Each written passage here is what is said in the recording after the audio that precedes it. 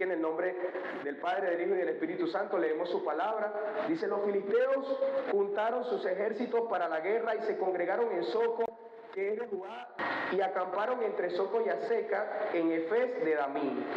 También Saúl y los hombres de Israel se juntaron y acamparon en el valle de Elá y se pusieron en orden de batalla contra los filisteos. Y los filisteos estaban sobre un monte a un lado e Israel estaba sobre otro monte al otro lado, y el valle entre los dos. Entonces, lo primero que puedo identificar de esta palabra es que siempre que estemos siendo dirigidos por el Señor en cualquier arista de nuestra vida, en cualquier etapa, vamos a encontrarnos con ejércitos enemigos. Porque si se supone que nosotros estamos orientados a cumplir el plan de Dios ¿cuál es? Que nosotros venzamos a las tinieblas. Y no siempre estos enemigos tienen que ver con ejércitos como comenta esta palabra, porque ustedes dirán: bueno, pero es que yo en este momento no tengo problemas en mi trabajo, no tengo problemas en mi comunidad, pero a veces esos ejércitos están representados en esas áreas de nuestra vida que en alguna etapa nos toca enfrentar. Muchas veces yo creo que el Señor hace una tregua con nosotros respecto a algunas cosas que no estamos tan dispuestos a enfrentar en ciertas circunstancias de nuestras vidas. Y el Señor es tan bueno, es como un Padre tan misericordioso, tan amable, que Él respeta ese espacio y nos permite que podamos en alguna forma quizás hacer algo de momento, trabajar otra área, pero en algún momento nos vamos a tener que enfrentar. Y esto me llama la atención porque generalmente estas áreas de nuestra vida que son bien complejas, que son bien difíciles, pueden considerarse como gigantes. Creo que todos tenemos gigantes en nuestra vida. Para algunos puede ser hablar en público, para otros puede ser quizás dejarse amar porque han tenido algún tipo de relación tóxica familiar, algún tipo de desencuentros en cuanto a lo que es el afecto, y bueno, no queremos saber nada de relaciones, no queremos saber nada de esto, de lo otro. O puede ser quizás algún área en el campo profesional donde sabemos que el Señor quiere que ganemos autoridad, pero que estamos en alguna forma intentando detener para no enfrentarnos a esa batalla. Pero fíjense que es tremendo que si tú estás dirigido por el Señor, ineludiblemente vas a tener que llegar hasta ese lugar donde te vas a tener que enfrentar a tus gigantes. Es algo que no puedes postergar, es algo que no va a dejar el Señor que pase la página. Mientras tanto nos encontremos aquí, tenemos que enseñorearnos de cada área de nuestra vida. Entonces yo veo que en el curso de la historia del pueblo de Israel, Dios va trabajando con cada uno de ellos a través de estos enfrentamientos, y vemos que se encuentran entonces con los filisteos.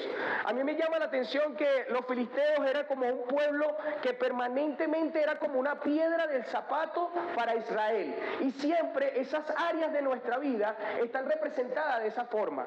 Es como que las estamos evadiendo, nos vamos por la derecha para no enfrentarnos con ellas, nos vamos por la izquierda para evitarlas, pero de alguna forma aparecen como una piedra en el zapato. Es como cuando usted de repente en la universidad tiene que enfrentarse a las matemáticas y usted dice: no, voy a estudiar filosofía, y entonces allá le dicen: no, que tiene que estudiar el teorema de Pitágoras, una cosa así. Tú dices: wow, me le intenté esconder, pero me le tengo que enfrentar. Y así le sucede al pueblo de Israel. Entonces, fíjense que había una línea divisoria entre el pueblo de Israel y los filisteos. Y dice: estaban sobre un monte a un lado, Israel estaba sobre el otro monte, y el valle entre los dos. Salió entonces del campamento de los filisteos un paladín, el cual se llamaba Goliat de Gat, y tenía de altura 6 codos y un palmo, y traía un casco de bronce en su cabeza, y llevaba una cota de malla, y era el peso de la cota 5 ciclos de bronce. Entonces, fíjense que el que tomó la iniciativa fue el enemigo. Y cuando esto sucede, nosotros quedamos en desventajas. Cuando nosotros decidimos postergar demasiado tiempo algo que el Señor nos está pidiendo que hagamos, entonces el enemigo toma iniciativa. Porque fíjense que ellos estaban a ambos extremos dos extremos. Ellos estaban aquí y estos estaban acá. Lo mismo los dividía cada uno. Ninguno tenía ventaja sobre el territorio del otro. Pero al ver la neutralidad del pueblo de Israel, entonces es el enemigo el que asume la ventaja en cuanto a la pelea, tomando la iniciativa. Y esto nos pasa cuando nosotros tenemos un llamado de parte del Señor, tenemos una instrucción de parte de Dios que nos está diciendo que nos enfrentemos a ciertas cosas, las sigue tratando, nos sigue por aquí, por allá, por todos lados, y nos dice: lo tienes que trabajar, lo tienes que hacer, tienes que salir de eso. Y en la medida que nosotros nos mostramos con neutralidad, entonces corremos el riesgo de que el enemigo tome ventaja en cuanto al desafío que nos estamos enfrentando. ¿Y qué es lo que sucede cuando el enemigo toma ventaja? Dice que él apareció con toda una indumentaria. O sea, Goliat traía consigo un montón de argumentos. Podemos ver toda esa indumentaria como una serie de argumentos de las que el enemigo pretendía atemorizar al pueblo de Israel. Porque, ¿qué pasa? Quizás si el pueblo de Israel hubiese tomado ventaja, cuando se encuentra con el enemigo, no le encuentra con esa indumentaria. Porque si de repente el pueblo de Israel iba de madrugada, podía encontrarse con que Goliat se había quitado sus vestiduras y podía ser más fácil el enfrentamiento. Pero cuando mostramos neutralidad, dejamos que el enemigo tome más argumentos a la hora de intentar persuadirnos, a la hora de intentar intimidarnos. Entonces ya no es una cosa con la que puede acusarte, con la que puede intentar intimidarte, sino que son muchas más. Cuando nosotros evadimos alguna responsabilidad que tenemos de cara del Señor, entonces durante ese tiempo que aparentemente es neutral, el enemigo va ganando terreno y va ganando indumentaria para enfrentarse ante ti. Porque puede ser algo como esto: no lo hiciste este año, pasan 2, no lo hiciste este tampoco, pasan 3, no lo hiciste en este, y mira, y también hiciste esto, y también hiciste lo otro, y así se va haciendo eso con lo que nosotros tenemos que enfrentarnos, de una serie de argumentos que en este caso de Goliat está representado en indumentaria, que al final resulta en lo que vamos a ver a continuación. Sobre sus piernas traía grebas de bronce y jabalina de bronce entre sus hombros. El asta de su lanza era como un rodillo de telar y tenía el hierro de su lanza 600 ciclos de hierro, e iba su escudero delante de él. Entonces me llama mucho la atención que el enemigo, Goliat, ese gigante, tuvo toda la posibilidad de hacerse hasta de un acompañante, hasta de un escudero que estuviera con él. Y entonces allí podemos ver cómo se van sumando cosas cuando nosotros asumimos una posición de neutralidad ante los gigantes que tenemos.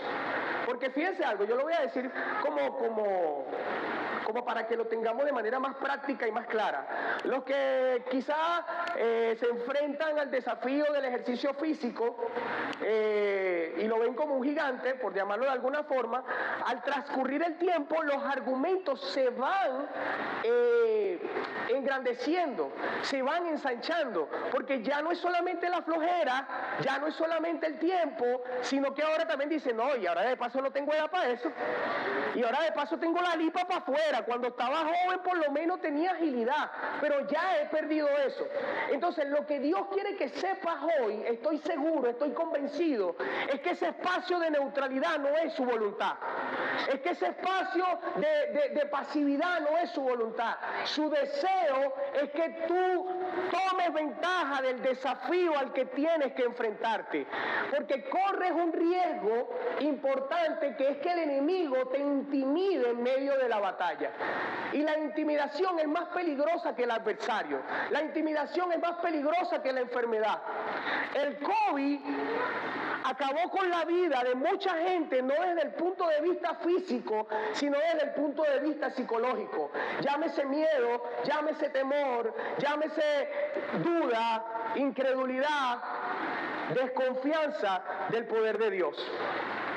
Entonces dice: el asta de su lanza era como un rodillo de telar y tenía el hierro en su lanza, 600 ciclos de hierro, e iba en su escudero delante de él. Y se paró y dio voces a los escuadrones de Israel diciéndole: ¿para qué os habéis puesto en orden de batalla? ¿No soy yo el filisteo y vosotros los siervos de Saúl? Escoged de vosotros un hombre que venga contra mí. Entonces, esto lo hemos predicado muchas veces, pero es importante que lo rememoremos, que lo recordemos, porque constantemente nos enfrentamos al mismo ABC del Evangelio. Podemos hablar de cosas muy profundas, de cosas muy grandes, de mucho misterio, pero al final es el ABC el que nos va a salvar o el que nos va a permitir ser efectivos dentro de nuestra fe. Porque usted puede hablar mucho misterio, usted puede hablar mucha revelación, pero al final es tan básico como que la carne es contra el espíritu, como que usted lo que alimenta, eso es lo que gana, como que usted más que obra necesita dar fruto. Es tan sencillo como eso. Y también como que el enemigo está constantemente intentando asediar tu territorio para ganar, tomar parte de lo que a ti te pertenece. Entonces vemos que cuando llega el pueblo de los filisteos y le dice esta declaración, ¿a través de qué lo hace? De palabras. El desafío, el reto empieza con palabras. Y usted dirá: no, pero es que a mí no me han dicho nada abiertamente. Pero a mí me encanta que la palabra nos enseña que nosotros tenemos una armadura espiritual. Lo habla en el libro de Efesios, si no me equivoco. Dice que el cristiano debe hacerse del cinturón de la justicia, pero hay una parte que me llama mucho la atención que dice que nosotros debemos de hacernos del escudo de la fe para derribar los dardos de fuego enviados por el enemigo. Los dardos de fuego enviados por el enemigo son cada una de estas cosas que se alojan en tu mente y que llegaron de manera imperceptible. A veces pasaron desapercibidas porque eso es lo que sucede. Quizás una bala usted puede escucharla, pero un dardo no lo escucha porque eso viene de lejos. Usted de repente escucha un sigilo que pasó por un lado, no es tan estruendoso, y de repente empezó con un comentario sencillo, con algo muy leve, muy sutil, que algún compañero, que alguna persona le hizo creer. Y usted pensó que ese comentario no tuvo incidencia en su vida, que fue algo normal, que fue una reunión más, pero resulta ser que eso se alojó en su corazón y empezó a generar temor. Y hay mucha gente que quizás todavía está marcada, santo eres Jesús, por alguien que llegó y le dijo que él nunca va a ser feliz, que usted nunca iba a tener una relación familiar o matrimonial de bendición, que usted no sirve para nada, que usted es poca cosa. Son palabras que quedan alojadas en nuestra alma, en nuestro ser, y que quieren condicionarnos a la hora de... A veces esas palabras están representadas en circunstancias en las que nos criamos, en circunstancias en las que nos tocó vivir y estamos limitados. Y un dardo que sutilmente puede alojarse en tu mente puede impedir a que ni siquiera veas lo que Dios tiene para ti. Y quiero darte un ejemplo. Cuando usted nace, quizás en un hogar clase media, donde nunca en su vida han tenido la posibilidad de quizás llegar a un restaurante y pedir sin ver la carta, usted se siente limitado a cosas como estar en un supermercado y de repente ver zonas de anaqueles donde usted ni siquiera voltea. Porque usted dice: yo no pertenezco allí. Hay un tope en su mente generado por un dardo de fuego, porque eso es lo que quiere el enemigo. Limitarnos a tal punto que nosotros ni siquiera nos atrevamos a pensar que Dios puede hacernos llegar allí. El enemigo quiere que usted ni siquiera tenga la idea, porque ¿sabe qué pasa? Cuando un dardo se aloja en la mente de una persona, usted va a experimentar rechazo cuando esto que Dios había prometido venga para su vida. Por eso es tan importante un dardo, por eso es tan importante un tope, por eso es tan importante una intimidación. Porque una persona que quizás ha tenido malas experiencias en el campo del amor, en el campo amoroso, experiencias negativas, cuando empieza a sentirse amada, cuando empieza a sentirse cuidada, cuando empieza a sentirse valorada, entonces responde con rechazo. Porque no se siente digna de lo que está recibiendo. Y esto aplica para todas las áreas de nuestra vida, en lo económico, en lo familiar, en lo profesional, en todas las áreas de nuestra vida tenemos dardos de fuego enviados por Satanás que empezaron con una declaración. ¿Y cuál era la declaración que le hacía Goliat al pueblo de Israel? ¿Para qué habéis puesto en orden de batalla? El enemigo te va a decir, ¿para qué estás haciendo eso si no vas a lograr nada? ¿Qué sentido tiene que ores? ¿Qué sentido tiene que ayunes si no va a pasar nada? ¿Qué sentido tiene que salgas a meter currículo? ¿Qué sentido tienes que abras tu corazón nuevamente a pensar de que Dios tiene a alguien para ti? ¿Qué sentido tiene emprender si tú no vienes de familias de negocio, no vienes de familia de pudiente? Eso es lo que el enemigo quiere hacer a través de un dardo, confundirte, hacerte dudar. Pero la Biblia me enseña que todo lo puedo en Cristo que me fortalece. La Biblia me enseña que Dios me diseñó para enseñorearme sobre todas las cosas, sobre las aves, sobre todo el mundo entero, para su gloria y para su honra. Y me llama mucho la atención que entonces Goliat, no conforme con esto, dice, no soy yo el filisteo, vosotros los siervos de Salí. Salí, escoged entre vosotros un hombre que venga contra mí. El enemigo siempre te quiere aislado. Por eso, cuando empiezas a entrar en una comunidad de fe, tienes el deseo de irte inmediatamente. No quieres que te conozcan. Hay algo dentro de ti que te dice, no te relaciones, no hagas amistades, no cuentes tus problemas, es tu vida privada. Porque Satanás quiere específicamente, el Señor lo reprenda, vencido está por la sangre de Cristo, por su sacrificio. Lo que Él quiere es que tú te enfrentes cara a cara con Él. Una pelea que Dios no te ha mandado a pelear. Un desafío que Dios no te ha mandado a tener. Ese es su plan. Y por eso le dice, mejor envíen un hombre que se enfrente uno a mí. Porque es más fácil que en medio de la dificultad, que en medio del problema, que en medio de la situación, si tú estás solo, los dardos te aterren, los dardos gobiernen tus pasos, tus estrategias o lo poco que puedes hacer. Y a veces es tan sencillo como cuando Eliseo estaba con los jóvenes en un espacio y ellos tenían una hacha prestada. Y se cae el hacha en el agua y ellos dicen, ¿y ahora qué vamos a hacer? Esa hacha no es de nosotros, tremendo problema, está muy profunda. Y los jóvenes en sencillez y humildad buscaron ayuda. Y fueron al profeta que ya había tenido varias batallas.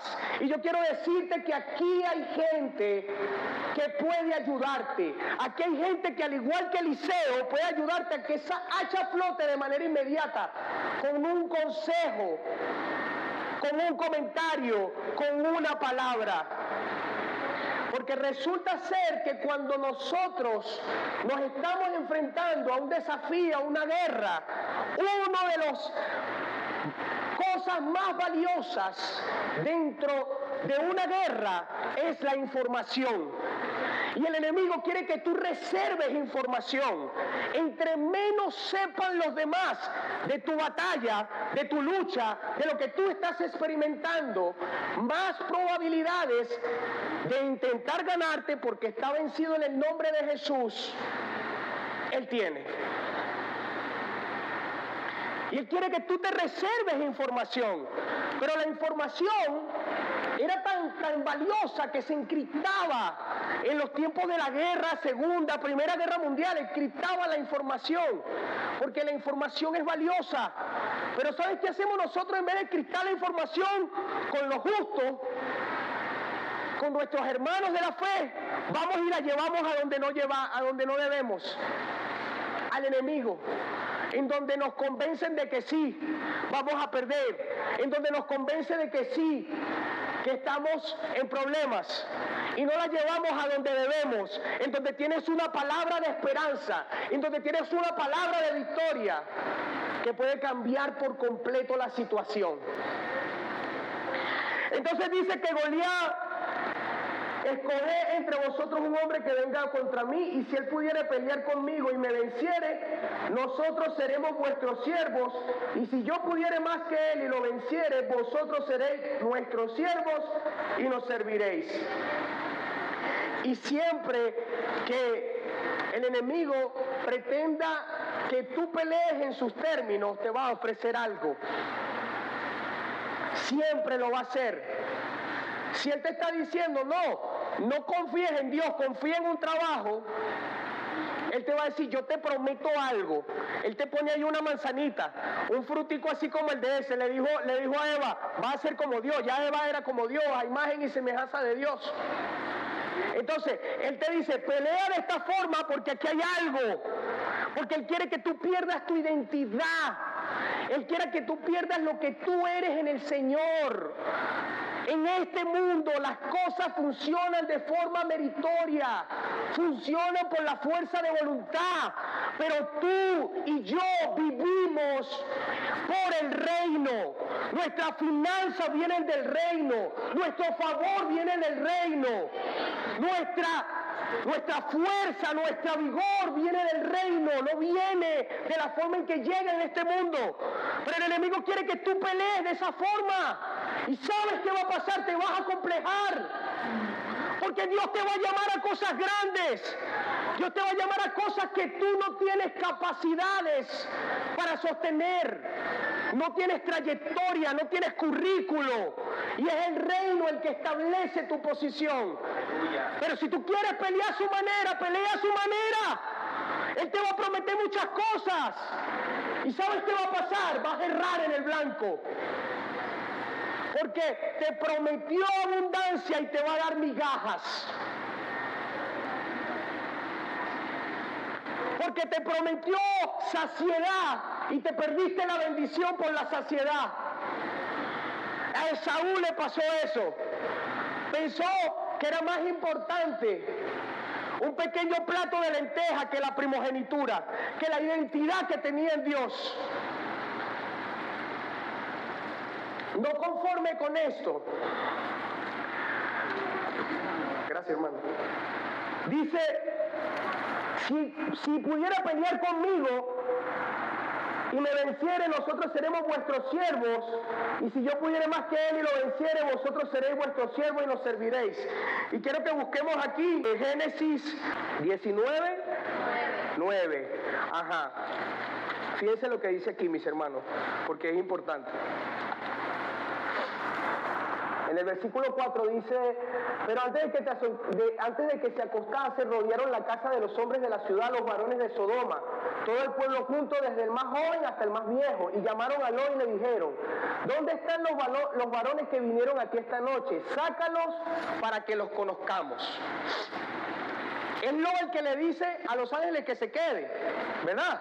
En terquedad, porque dice, no, quédense. Viene la gente ahora por los ángeles que estaban allí en la casa de Lot por voluntad de Lot, no por los ángeles, y mira lo que sucede. Llega Lot y dice, entonces Lot salió a ellos a la puerta y la cerró tras sí y dijo, os ruego, hermanos míos, que no hagáis tal maldad. He aquí, ahora yo tengo 2 hijas que no han conocido varón. Os las sacaré fuera y haced con ellas como bien os pareciere. Solamente que a estos varones no hagáis nada, pues que vinieron a la sombra de mi tejado. Entonces, cuando el enemigo te pone a pelear a su manera, mira lo que hace que tú hagas, que tú sacrifiques algo que Dios no te ha mandado a sacrificar. ¿Tú crees que era voluntad de Dios que Lot entregara a sus hijas? Por supuesto que no, pero Lot quería hacer las cosas a su manera. El enemigo lo llevó a su terreno. Y fíjense lo que dice después, porque cuando tú estás en el terreno del enemigo, como él quiere, agárrate. Agárrate, porque mira lo que dice. Y hacé con ella como bien os pareciere. Y ellos respondieron, quita allá y añadieron, bien, vino este extraño para habitar entre nosotros y habrá de erigirse juez. Ahora te haremos más mal a ti que a ellos. Y me llama mucho la atención que ellos le dicen, tú vienes para acá, te instalas aquí, eres extranjero y nos vas a decir cómo funciona, qué podemos y qué no podemos hacer. Y fíjate cómo nosotros ponemos en riesgo bendiciones, cosas que Dios nos ha entregado por intentar hacer las cosas a nuestra manera. Por estar en lugares donde Dios no nos ha mandado estar, pero seguimos siendo cristianos actuando como impíos, viendo las mismas cosas que los impíos, viendo la economía, viendo el poder, viendo el estatus, viendo lo social. Y no nos comportamos con la identidad que tenemos en el Señor. No entendemos que somos embajadores de un reino. Mis recursos no vienen de una empresa, no vienen de un hombre, vienen de Dios. Entonces, queremos pedir una plenitud a alguien que no esté en capacidad de darnos. Ningún hombre, ninguna mujer te hará sentir lo que Dios te hará sentir.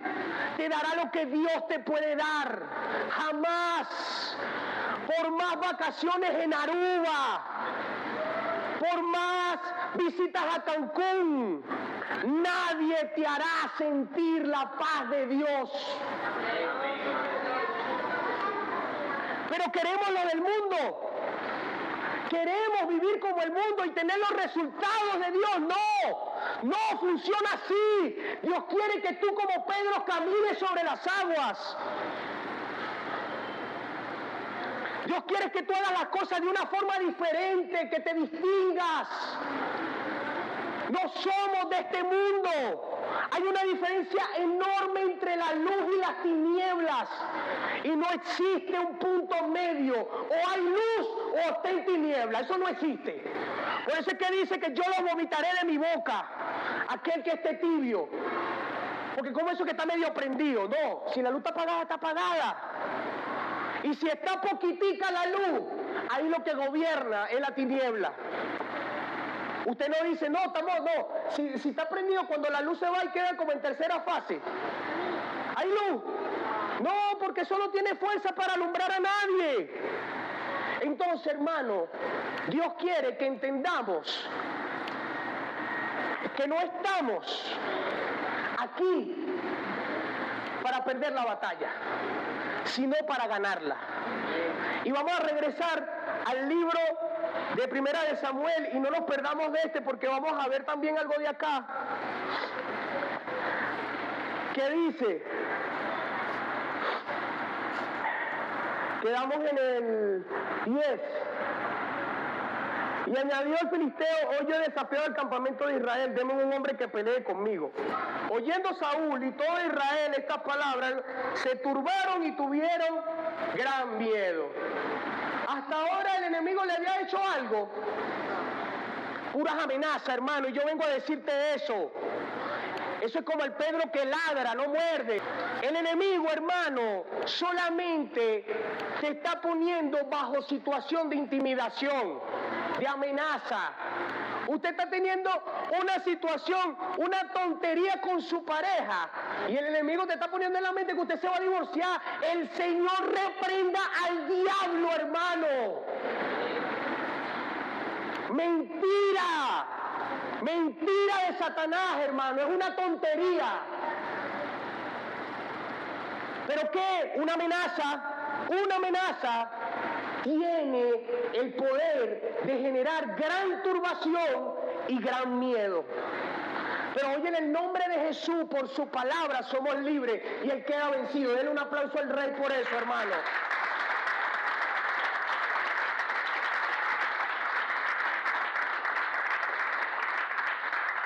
Nos vamos al versículo 23. Mientras él hablaba con ellos, he aquí que aquel paladín que se ponía en medio de los dos campamentos, que se llamaba Goliat, el filisteo de Gat, salió entre las filas de los filisteos y habló las mismas palabras, y David las oyó.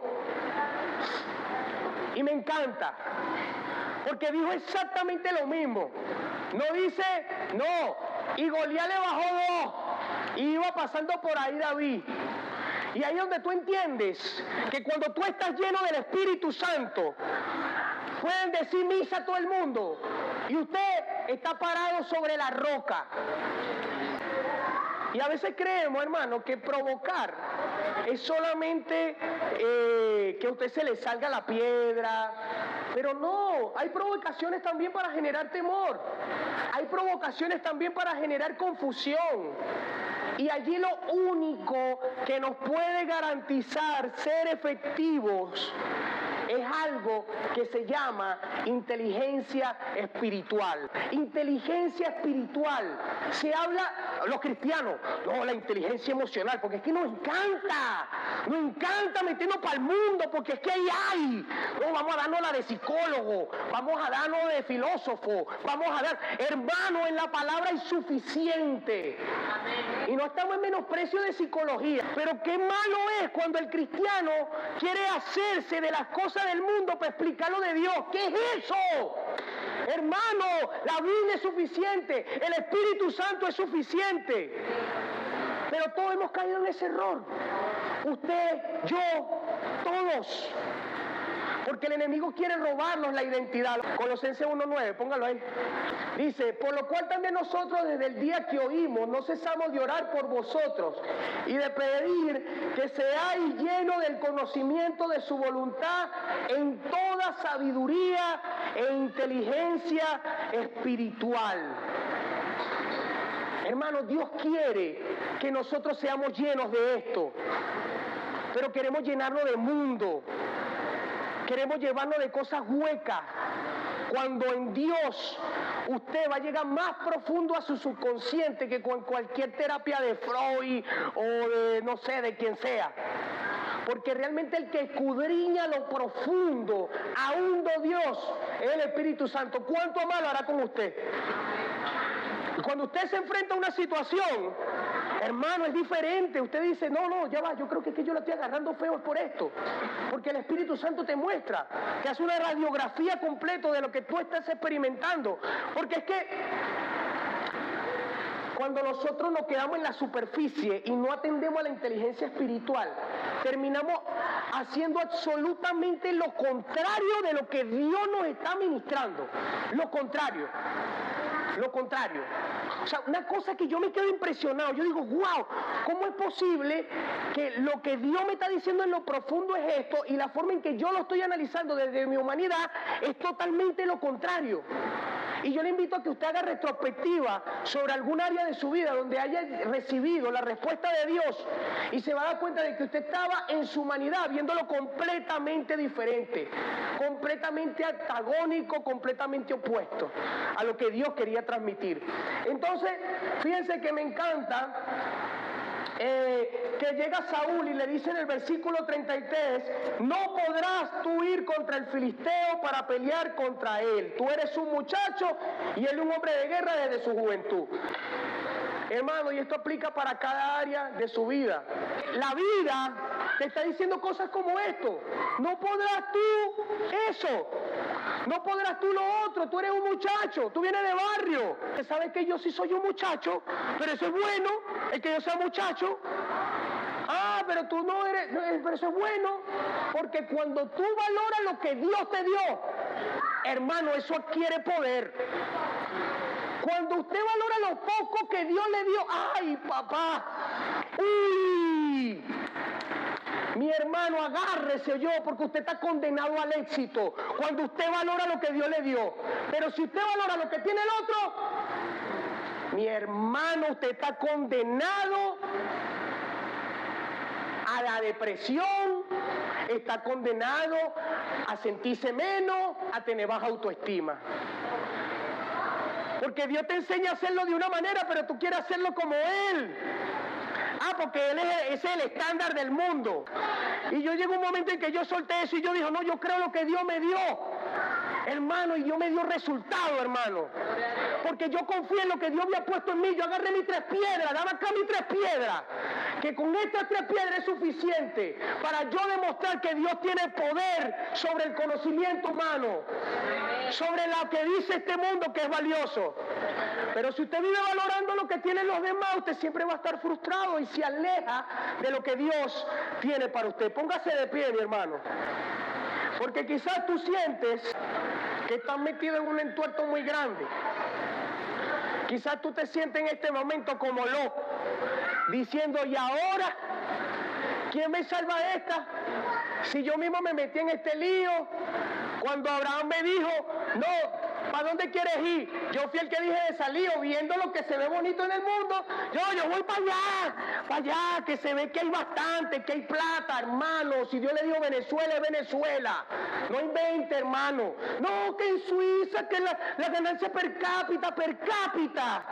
Ponte a ver que a un hombre que se fue para allá, ¿cómo que se llamaba? Donde estaban los gabonaditas, se puso a inventar y se le murió por allá los hijos y se murió él también. Hermano, no invente donde Dios te diga. Entonces quizás tú te sientes como loco. Yo estoy en un paquete ya muy grande. Yo mismo me metí en este problema, entonces ahora yo mismo me tengo que salir. Pero ¿sabes qué me encanta de esta palabra?